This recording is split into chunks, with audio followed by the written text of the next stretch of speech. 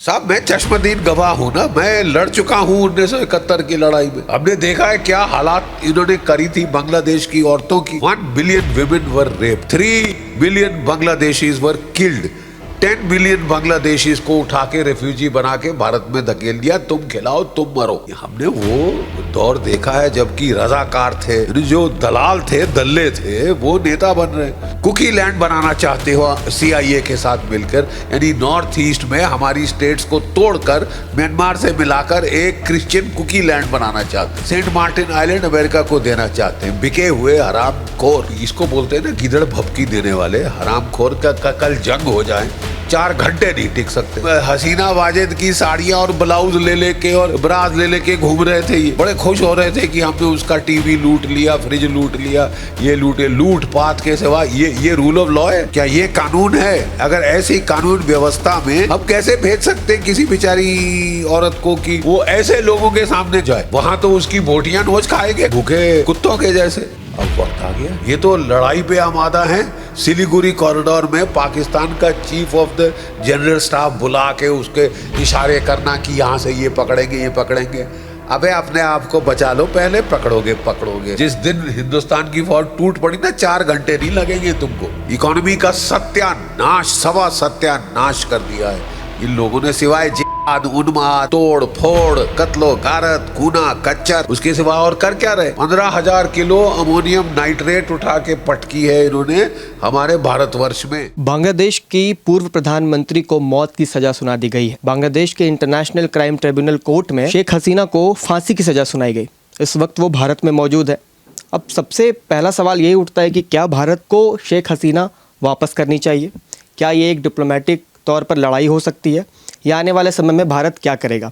ये बहुत बड़ा सवाल है। इस गंभीर मुद्दे पर हम चर्चा करने के लिए आज आए हैं भारतीय सेना के वो रिटायर्ड अफसर जो ना ही सिर्फ बैटल फील्ड पर आज भी अपने जज्बातों के साथ खड़े रहते हैं और भारत को अपनी एडवाइस देते रहते हैं। इन्होंने कई सारी किताबें भी लिखी हैं जो आज भी हम जैसे युवाओं को प्रेरित करते हैं। ये रिटायर्ड हैं, लेकिन आज भी इनकी आवाज़ में वो गूंज है जिससे पाकिस्तान थर थर काँपता है। आप सही सोच रहे हैं, जी हाँ, मैं बात कर रहा हूँ major general GD Bakshi. Sir, आपका बहुत बहुत स्वागत है और मैं बहुत खुश हूँ आज आपसे बात करने का मौका मिला है। सबसे पहले सर, जिस तरीके से बांग्लादेश में हमने देखा कि शेख हसीना को फांसी की सजा सुनाई गई, इसको किस तरीके से देखते हैं आप? फर्स्टली इट इज इलीगल, बिल्कुल गैर कानूनी है। क्या वो सरकार लेजिटिमेट सरकार है? मोहम्मद यूनिस की पैराशूटेड फ्रॉम वॉशिंगटन, कलर्ड रेवोल्यूशन कराई, एक ड्यूली इलेक्टेड सरकार का तख्ता पलट किया, जो कि अपने आप में एक जुर्म ठीक है, तख्ता पलट कराया, मार काट हिंसा करी, तबाही ला दी है उस मुल्क में। जैशे मोहम्मद के जिहादियों को कुत्तों की तरह छोड़ दिया है गलियों के ऊपर, मार काट ये वो। और हमने आज तक कोई देश नहीं देखा जो गुलामी की बेड़ियां खुद दोबारा पहनना चाहता है। इनकी आज़ादी की जंग हुई थी जिसमें हमने सपोर्ट दिया था, मैं खुद लड़ा था उस वॉर में। 1971 की जंग में मैंने हिस्सा लिया हुआ। और आज हम देख रहे हैं कि वही जमायते इस्लामी जो पाकिस्तान का सपोर्ट कर रही थी, वही रजाकार जो पाकिस्तान की फौज को औरतें सप्लाई कर रहे, बंगाली औरतें, वो आज वहां पे राजपाट करना चाहते हैं। मुजीबुर रहमान के पुतले तोड़ रहे हैं, घर तोड़ रहे हैं। और बड़ा CIA के प्रॉम्प्टिंग के नीचे उन्होंने ये कलर्ड रेवोल्यूशन करी, और जैसे सदाम हुसैन का पुतला गिराया गया था वैसे वहां बड़े ठाठ बाट से वो धमा चौकड़ी करके वो पुतले गिराए। दिस सरकार इज इलेजिटिमेट और this is a kangaroo court. In absentia इसने सजाए मौत दी है, ठीक है। और जो उसका लॉयर था, वकील जो लगाया था हसीना वाजिद का, वो हंस रहा था, उसके दांत दिख रहे थे टीवी के ऊपर। तो मतलब whom are you trying to fool? Kangaroo court की आपने बात की सर, मैं वही सोच रहा था कि कंगारू कोर्ट का पहले तो मतलब क्या है, ये एक बार आप प्लीज हमारे दर्शकों को समझा दें। Court means a court which is set up to give the impression of due process, but वो उसका फैसला पहले से बना होता है कि सजाए मौत देनी है। जैसे तैसे गिल्टी पहले फैसला होता है और कोर्ट बाद में बैठती है। बेसिकली एक दिखावा करते हैं, बाद में एक नाटक करते हैं, एक नाटक किया जाता है, वो है kangaroo court. I personally don't accept the verdict. Number 2, अब सवाल आता है कि अब ये वर्डिक्ट दे दिया है तो क्या भारत को हैंड ओवर कर देनी चाहिए हसीना वाजिद? एब्सोल्युटली नो, नॉट, नहीं करनी चाहिए। बिकॉज एक तो मैंने बताया ये इलीगल सरकार है, दूसरा इसका फैसला टोटली बायस्ड है, due process of law has not been followed. ठीक है, इसके लिए हमको नहीं करना चाहिए। और जो एक्स्ट्राडिशन ट्रीटी है उसमें एक्सेप्शंस हैं, पॉलिटिकल वजूहात के लिए अगर बदला लेने के लिए किया जा रहा है तो हमको we are not oblige to hand over. और भी कहीं उसमें क्लॉजेज हैं जिसके नीचे इनको हैंड ओवर करने की कोई बाध्य नहीं है भारत। सर, जो आप बात कर रहे हैं कि बांग्लादेश और भारत के बीच जो ट्रीटी साइन हुई है, इसमें अगर लीगली अगर कुछ ऐसी चीज़ें आएगी तो भारत वापस करता, भारत सपोर्ट करता, लेकिन ये अवैध रूप से किया जा रहा है, उनको जानबूझकर फंसाया जा रहा है, फांसी की सजा दी, तो इसलिए शायद भारत को वापस नहीं करना चाहिए। नहीं करना चाहिए। और मैं कह रहा हूं कि अगर आप मान लीजिए उस ट्रीटी के ऊपर भी जाएं कि बोले नहीं जी जो कुछ भी है कोर्ट है साहब, तो हमको इसका फैसला मान्यता देनी पड़ेगी, बाध्य हैं हम वगैरह वगैरह, तो आप जरा वो ट्रीटी पढ़ लीजिए, उसमें political reasons are excluded, you are not oblige to give. ये मतलब मेहरुल चौकसी का काम नहीं है, ठीक है ना। और एक कोर्ट के कंडेम करने से कर जाने से कांगरू कोर्ट के वो क्रिमिनल नहीं बन जाते। वो प्राइम मिनिस्टर थी, ड्यूली इलेक्टेड प्राइम मिनिस्टर थी विद अ वास्ट मेजॉरिटी, और उसने बड़ा फायदा किया बांग्लादेश का। आज हालत देखो, इकोनॉमी का सत्यानाश, सवा सत्यानाश कर दिया है इन लोगों ने, सिवाय उन्माद, तोड़ फोड़, कत्लो गारत, खूना कच्चर, उसके सिवा और कर क्या रहे। 15,000 किलो अमोनियम नाइट्रेट उठा के पटकी है इन्होंने हमारे भारतवर्ष में। ये जो फरीदाबाद की मॉड्यूल थी उसके बम पटाखे फोड़ने के लिए अलग अलग नाम के एक्सप्लोजिव ये यहाँ भारत में पहुंचा रहे, और ऊपर से एक्स्ट्राडिशन ट्रीटी मांग रहे हैं ना। ये तो ऐलाने जंग कर बैठे, ये तो गजवाए हिंद करने बैठे यहाँ पे। सर, 1 साल पहले हमने देखा कि वहाँ ज़बरदस्त रूप से प्रोटेस्ट हुआ, युवाओं ने प्रोटेस्ट किया 30% आरक्षण को लेकर। वो प्रोटेस्ट इतने बुरी तरीके से हुआ, हमने देखा संसद को जला दिया गया, प्रधानमंत्री के आवास में सारे सामान तोड़ फोड़ दिए गए, और दूसरा हमने वहाँ पर देखा हिंदुओं पर बहुत ज़्यादा अत्याचार हुआ। हमने देखा इस्कॉन टेम्पल के साथ भी वहाँ पर देख तोड़ फोड़ करने की कोशिश की, हिंदुओं जलाए गए, हिंदुओं की औरतों का बलात्कार किया गया, मार डाले गए, काट के उल्टे उल्टे टांग रहे थे ये टेलीफोन पोल से और वो पुलों से। आई मीन ये कोई सिविलाइज स्टेट है? ऐसी स्टेट में आपको जस्टिस मिल सकता है जहां उन्मादी भीड़ मार काट कर रही है, पुलिस को अटैक कर रही है, पुलिस को अटैक कर रही है, तो वहां क्या रूल ऑफ लॉ है? What rule of law? Rule of law तो खत्म कर दिया। और ये कम्युनल है, ये बिल्कुल कम्युनल वायलेंस के ऊपर उतार। मोहम्मद यूनुस साहब है, ये क्या मतलब ये चाइना या अमेरिका के इन्फ्लुएंस में आके ये चीज़ें कर रहे हैं, भारत से रिश्ते ख़राब करने की कोशिश कर रहे हैं, क्योंकि सालों से भारत और बांग्लादेश के रिश्ते अच्छे रहे हैं। वही पाकिस्तान जब उन्हें सता रहा था, उनके औरतों के साथ गलत कर रहा था, तो भारत सामने खड़ा आया और उनको बचाने में, उनको अलग करने में साथ दिया, और आज ये भारत के खिलाफ हो रहा है। साहब मैं चश्मदीद गवाह हूं ना, मैं लड़ चुका हूं 1971 की लड़ाई में। हमने देखा है क्या हालात इन्होंने करी थी बांग्लादेश की औरतों की। ठीक है, 1 billion women were raped, 3 billion Bangladeshis were killed, 10 billion Bangladeshis को उठा के रेफ्यूजी बना के भारत में धकेल दिया, तुम खिलाओ तुम मरो। और जबकि उस जमाना था वो शिप टू माउथ PL 480 का, सारे अनाज वहाँ अमेरिका से आ रहा था, और उस वक्त हमारे ऊपर 10 मिलियन रेफ्यूजी थोप देना, 10 करोड़ रेफ्यूजी थोप देना भारतवर्ष के ऊपर, वो तो हमारी इकोनॉमी तोड़ने का एक इनका इरादा था, प्लान था कि तुम मरो अब तुम खाओ वगैरह, तुम इनको इनकी मदद करना चाहते हो, तुमको भूखा तुमको मराएंगे। तो हमने वो दौर देखा है जबकि रजाकार थे, एक तो मुक्ति योद्धा लड़ रहे थे और एक रजाकार थे जो कि औरतें पिम्पिंग जिसको बोलते हैं ना, दलाली का काम, दलाली का काम कर रहे थे पाकिस्तान की फौज का, ऐसे हरामखोर लोग, और वो आज बड़े नेता बन रहे हैं वहाँ पे। यानी जो दलाल थे, दल्ले थे, वो नेता बन रहे हैं। ठीक है, सो बात ये है कि और फिर ये मोहम्मद यूनुस, ये मुंह मसूर की दाल, ठीक है, 2 टके का आदमी, इसने ग्रामीण बैंक स्टार्ट करी थी कि मैं जो गरीब लोगों के हैं बांग्लादेश के, उनकी मदद करूंगा, मछुआरों की, किसानों की, छोटे व्यवसाय वालों की, उनसे पैसे लिए और $6 लाख इसने हिलरी क्लिंटन के इलेक्शन कैंपेन में दिए, गरीबों से लूट कर ग्रामीण बैंक का पैसा इसने किसको दिया? हिलरी क्लिंटन के इलेक्शन कैंपेन में, जब वो लड़ रही थी डोनाल्ड ट्रंप के बरखिलाफ। ये तो एक चोर है, ये खुद एक क्रिमिनल है, इसके खिलाफ केसेस चले थे, वो सब रद्द कर दिए गए। ठीक है ना साहब? अपने ऊपर जो भी चीजें आए उनको हाँ तो रद्द कर ठीक है साहब। और औरों पे तो तुम केस थोपे जाओ, वो बड़े जायज है साहब।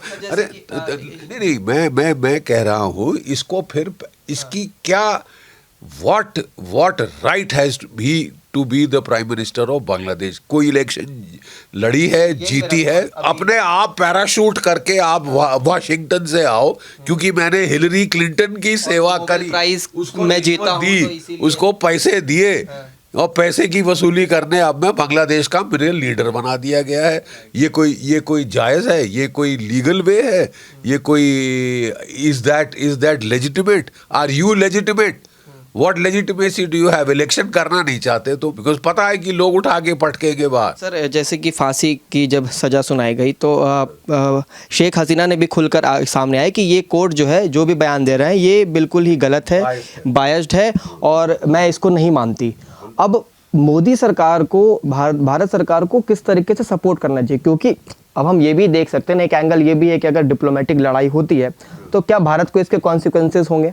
क्या कॉन्सिक्वेंसेस होंगे? क्या मतलब बांग्लादेश उठा के हम पे एटम बम डाल देगा क्या? What bloody consequence? क्योंकि क्या तो बांग्लादेश के होने चाहिए। 15,000 किलो तुम RDX भेज रहे हो, पाकिस्तान के साथ मिलके तुम यहाँ पे उल्फा और NSCN को फिर से जिंदा कराने की कोशिश कर रहे हो, जिनको खदेड़ के मारा था हमने। ठीक है, और आप कुकी लैंड बनाना चाहते हो CIA के साथ मिलकर, यानी नॉर्थ ईस्ट में हमारी स्टेट्स को तोड़कर म्यांमार से मिलाकर एक क्रिश्चियन कुकी लैंड बनाना चाहते हैं। Christian Kuki land, Saint Martin island America को देना चाहते हैं, बिके हुए हरामखोर। ठीक है, और तुम हमको बता रहे हो कि तुम कॉन्सिक्वेंसेस करोगे। तुम सिलीगुड़ी कॉरिडोर के ऊपर नाटक कर रहे हो। ठीक है, नॉर्थ स्टेट वहां पर ये बैरियर लगाने की बात कर रहे हैं। आपने नक्शा छापा है कि ग्रेटर बांग्लादेश की मतलब कि पूरी north east, Bihar, west Bengal, Orissa सब तुम्हारे बाप का है। ये मतलब, और फिर कह रहे हो कि रूल ऑफ लॉ। फिर तो ये सर वो अंदर से ही भारत के खिलाफ एक जंग छेड़ने की कोशिश कर रहे हैं, मगर खुलकर सामने नहीं आ रहे। इसको ऐसे समझा जाए? नहीं, इसको बोलते हैं ना गिदड़ भपकी देने वाले हरामखोर का कल जंग हो जाए, 4 घंटे नहीं टिक सकते। 4 घंटे नहीं टिक सकते भारत की फौज के बरखिलाफ। जिस देश को हमने बनाया वो बोले हमारी हमी की बिल्ली हमी को ब्याऊं, और उचक रहे जैसे कि हम तो चंगेज खान की औलाद हैं।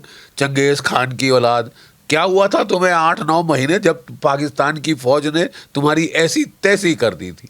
उस वक़्त हिंदुस्तान की फौज ने जाके बचाया था इनको, और उसके क्या कहते हैं एहसान फरामोश लोग, एहसानमंद होने के बजाय ये उल्टा देखो आज हम पे चढ़ रहे। सर अभी कुछ दिन पहले भी बहुत सारी तस्वीरें वायरल हो रही थी। यूनुस खान साहब जो है वह चाइना भी गए थे एक ट्रेड डील करने के लिए, ताकि रिश्ते मजबूत हो जाए चाइना से। कुछ रिपोर्ट्स में हम पढ़ रहे हैं, जो बहुत सारे एक्सपर्ट हैं वो कह रहे हैं कि ये जो इन्फ्लुएंस है ये कहीं ना कहीं अमेरिका की तरफ से भी आ रहा है। तो ये केवल इन्फ्लुएंस होकर या दूसरा पाकिस्तान बनने जा रहा है बांग्लादेश, ये हम मान सकते हैं? बांग्लादेश बनने के पहले क्या नाम था इसका? ईस्ट पाकिस्तान। ये फिर ईस्ट पाकिस्तान बनने, दूसरा नहीं, ईस्ट पाकिस्तान वापस बनना चाहता है। हमने इतिहास में बहुत कम ऐसे उदाहरण देखे हैं जहां एक देश जो गुलाम रहा हो, जूते के नीचे पाकिस्तान की पंजाबी फौज के रहा हो, अपनी औरतों का बलात्कार सहा हो, कुछ नहीं किया, हाथ पे हाथ धरे बैठे देखे रहे थे उस वक़्त। ठीक है, और वो वापस गुलामी की बेड़ियां लेना चाहता है। जिन्होंने आज़ाद कराया उनके बरखिलाफ मुहिम करना चाहते हैं। जिहाद, फसाद, दंगा, खूना खच्चर, कत्लो गारत, बस इसके सिवा और कुछ है नहीं। जब से ये देश सो कॉल्ड यहाँ पे कलर्ड रेवोल्यूशन हुई है, एनार्की मची हुई है इसकी बांग्लादेश की गलियारों में। लोग मार काट, ये वो, हिंदुओं को, अवामी लीग के लोगों को, लीडरों को घर लूटे जा रहे हैं शरेआम। आपने देखा? ठीक है, मैंने कई सारी वीडियोस देखी जहां पर मैं खुद असहज हो गया। महिला के कपड़े को मीडिया के सामने लहराना, क्या हसीना वाजिद की साड़ियां और ब्लाउज ले लेके और ब्राज ले लेके घूम रहे थे ये। बड़े खुश हो रहे थे कि हमने उसका टीवी लूट लिया, फ्रिज लूट लिया, ये लूटे। लूट पाट के सिवा ये रूल ऑफ लॉ है? ये रूल ऑफ लॉ है क्या? ये कानून है? अगर ऐसी कानून व्यवस्था में हम कैसे भेज सकते हैं किसी बेचारी औरत को कि वो ऐसे लोगों के सामने कानून जाए? वहां तो उसकी बोटियां नोच खाएंगे भूखे कुत्तों के जैसे। एक सवाल है, क्योंकि अक्सर हम फील्ड पर लोगों से बात करते हैं जो मुसलमान समुदाय के लोग हैं, उनके मन में हमदर्दी है गाजा फिलिस्तीन के लिए, जो कि 5000 किलोमीटर दूर है यहाँ से, लेकिन कुछ ही दूरी पर बांग्लादेश है। ये इनके खिलाफ कभी नहीं बोलते। वो वहाँ पर जितना हिंदुओं के लिए अत्याचार हुआ, के खिलाफ बोलते हैं। पाकिस्तान के खिलाफ भी कई लोग जो है उनकी बोलने में नानी मर जाती है, उसके लिए 50 बहाने देने को राजी होते हैं। देखिए साहब, ये अब तो देखिए, अभी आप सब जानते हैं फरीदाबाद में क्या हुआ, ठीक है? वहाँ पे 3 टन अमोनियम नाइट्रेट मिली। उस दिन लाल किला में ही थे जिस दिन ब्लास्ट। 3 टन अमोनियम नाइट्रेट मिली। और साहब, किस्मत की बात है कि हमारी एजेंसीज कोई 15 दिन पहले भनक लग गई और वो सांप की दुम पकड़ ली थी और खींचना शुरू किया तो निकला अजगर। खत्म ही नहीं हो रहा, अभी भी इसके रैमिफिकेशन निकले जा रहे। ये साहब देखिए, मैं आपको बताना चाहता हूँ ये किस प्लान में थे। इनके प्लान थे, 32 तो गाड़ियां ले रखी थी, ठीक है, 3000 kilo ammonium nitrate, RDX, TNTP वगैरह, और वहां से बांग्लादेश से 15,000 किलोग्राम ये अमोनियम नाइट्रेट वहां से आई थी, ठीक है। इनका प्लान था कि भारत के तमाम शहरों में जैसे इंडियन मुजाहिदीन के दौर पे होता था, हर दाए दिन किसी न किसी शहर में ब्लास्ट हो रहा होता था। 150 लोग मारे जा रहे थे, 50-60-100 जहां देखो। 10 साल के बाद हमने कहीं काबू पाया और वो नकेल केसी और ये सब बंद हुआ। अब ये दोबारा कर रहे थे। इस बार ज्यादातर तवज्जो लोगों की गई है एक्सप्लोजिव्स के ऊपर। एक मॉड्यूल तोड़ा गया है हैदराबाद का, ठीक है, गुजरात में जाके पकड़े गए थे वो लोग, जो कि डॉक्टर वो राइसिन जैसा जालिम जहर बना रहे, जिसका कोई क्योर नहीं, इलाज नहीं है। डॉक्टर ये ढूंढ के देखिए, डॉक्टर, जब आप कोई डॉक्टर देखता है तो लोग खड़े हो जाते कि भाई ये तो जान बचाने वाला है, डॉक्टर साहब आ गए, मैं बच गया। डॉक्टर साहब बोलते हैं लोग, डॉक्टर नहीं बोलते। डॉक्टर साहब, क्योंकि इतनी इज्जत है इस प्रोफेशन की। वो इन्होंने चुना, इन हरामजादों ने डॉक्टर चुने मास मर्डर के लिए, मास मर्डरर्स, डॉक्टर्स ऑफ डेथ, ठीक है। लोगों को बचाने के बजाय लोगों को मारेंगे, बमों से मारेंगे, एक्सप्लोजिव से मारेंगे, ताकि 1-2 नहीं, थोक में मारें। और वो अगर कसर रह गई उसमें, तो ये जो जहर है राइसिन, जो कि कैस्टर से बनता है, कैस्टर सीड से, और उसको ओरासिल वगैरह में मिला मुलू के ये बनाते हैं। ऐसा जहर कि आपके पानी की सप्लाई में डाल दें, शहर में लाखों लोग मर जाएं। यानी केमिकल वॉरफेयर, बायोलॉजिकल वॉरफेयर, ये वेज करना चाहते थे भारत के खिलाफ। कुछ भी जायज है, हिंदुस्तान के लोग मरने चाहिए, नाली के कीड़े जैसे, गली के कुत्तों जैसे मरने चाहिए, ठीक है। इन डॉक्टरों के, इन हरामखोर डॉक्टरों के माँ बाप ने पेट काट के इनकी पढ़ाई कराई, पेट काट के। इंटरव्यू देखे आपने जो कश्मीर में लिए पेरेंट्स के, उनके पेरेंट्स के, कि साहब इतनी हमने पेट काट के इनको पढ़ाया। उनको तो भनक भी नहीं थी कि मेरा बेटा या मेरे घर कर रहा है कि हमारे को अपने खानदान के लिए, अपनी फैमिली के लिए कुछ करेगा। उसके बाद फोकट में मेडिकल पढ़ाई करी दिल्ली के बेस्ट कॉलेजेस में आके, क्योंकि माइनॉरिटी वाले हैं, ये हैं वो हैं, तो इनको सीट मिली इन प्रेफरेंस। यानी हमारे बच्चे, मेहनती बच्चे, लड़के लड़कियां, जो कि डॉक्टर कौन नहीं बनना चाहता, उनके पास पैसे नहीं उतने कि साहब जाके वो मेडिकल की डिग्री ले सके। बहुत एक्सपेंसिव है, सबसे एक्सपेंसिव कोर्स है ये मेडिसिन। चलता भी 5, 7, 8 साल तो पढ़ाई चलती रहती है। ये पढ़ाई कर के आए, 6 लाख रुपए महीने की नौकरियों पे लगे। 6 लाख कोई छोटी मोटी रकम नहीं है। मतलब ना बेरोजगार थे, ना मूर्ख थे। हाँ, ना तो वही ना। अब लोगों ने सोचा कि यार, पहले कहा जाता था ये जो जड़ है इसकी, क्या कहते हैं, आतंकवाद की, वो रूट कॉजेज है पॉवर्टी। खाने को नहीं साहब, पीने को नहीं साहब, ये नहीं साहब, वो नहीं साहब। अबे 6 लाख रुपया महीना ले रहे हैं, मेरे को नहीं मिलते उतने। ठीक है ना, फौज में रहा, मैं 2 स्टार जनरल बना, मैंने नहीं देखे कभी 6 लाख रुपए महीने, इनको मिल रहा है।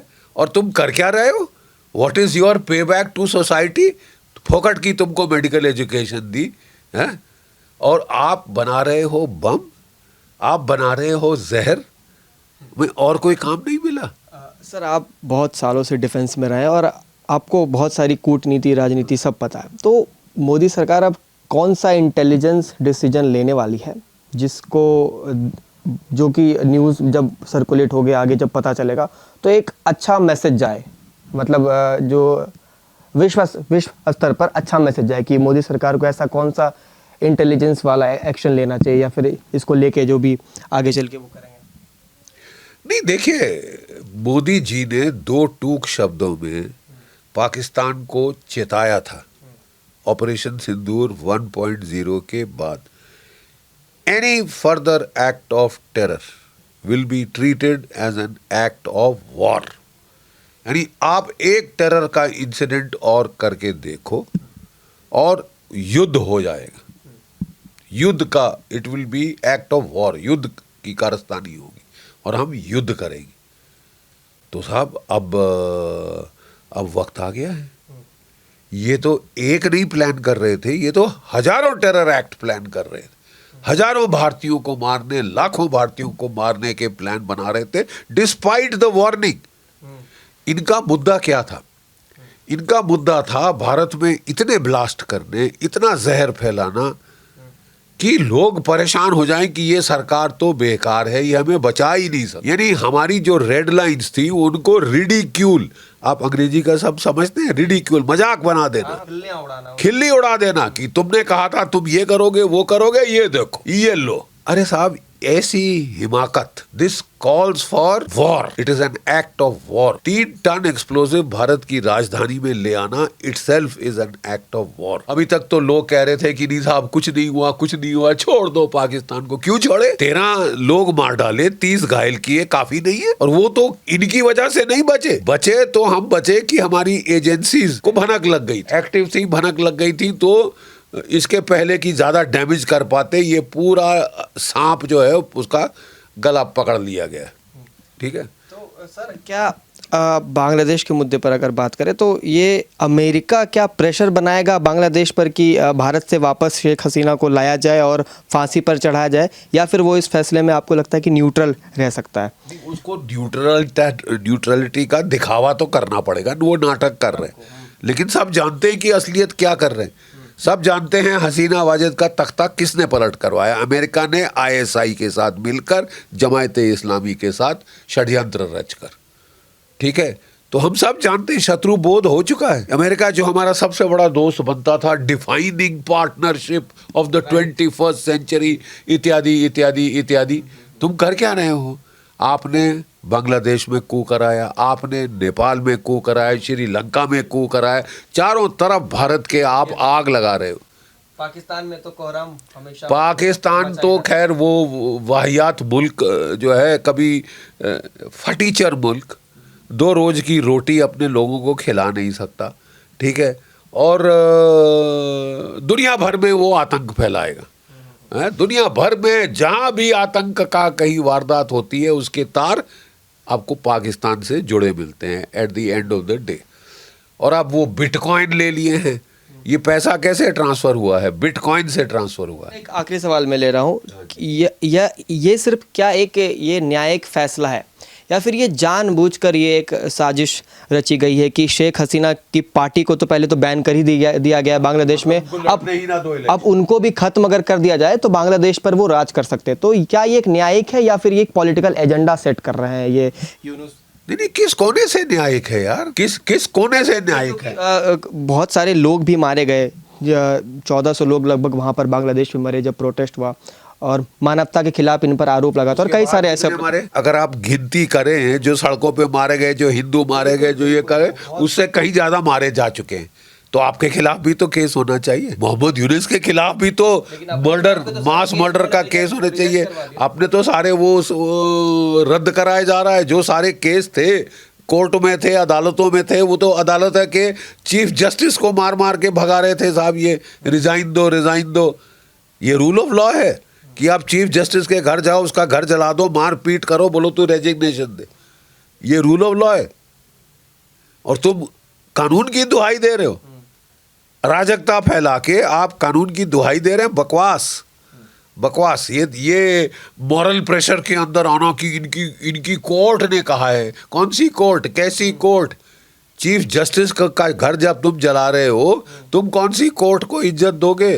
तुम प्रधानमंत्री को मारने के लिए सड़कों पर उतर आए हो। क्या कहते हैं, भूखे भेड़ियों की तरह जाके वो आ रहे हैं। संसद में आग लगा दी, सब जगह आग लगा दी वो और लोग वहाँ पे उनके बद से बदतर हाल हो गए। जब हसीना वाजिद थी, बांग्लादेश की इकोनॉमी चल रही थी, पाकिस्तान की इकोनॉमी से ज़्यादा ऊपर हो गई थी। पर कैपिटा जीडीपी पाकिस्तान से ज़्यादा हो गई थी कोई 10 साल पहले, ठीक है।